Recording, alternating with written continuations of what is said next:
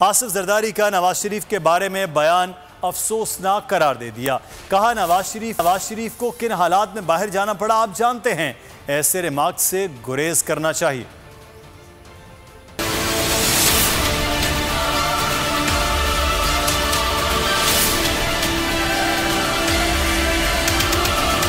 सियासी बिसात पर नई सरगर्मी, मुफाहमत की जगह मुखासमत ने ले ली।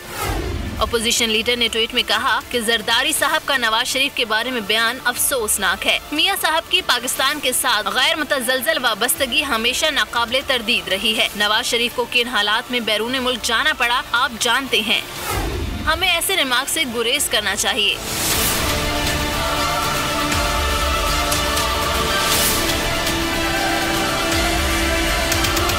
चंद रोज कबल आसिफ जरदारी ने बिलावल हाउस लाहौर में मीडिया से गुफ्तगू में नवाज शरीफ पर तनकीद की थी। उन्होंने कहा था कि जो इस धरती में नहीं मरना चाहता उसका यहाँ क्या है। मियां साहब ने पंजाब में हल्का बंदियाँ अपने हिसाब से बरादियाँ देख कर बनाई, हम उन्हें तब्दील करेंगे।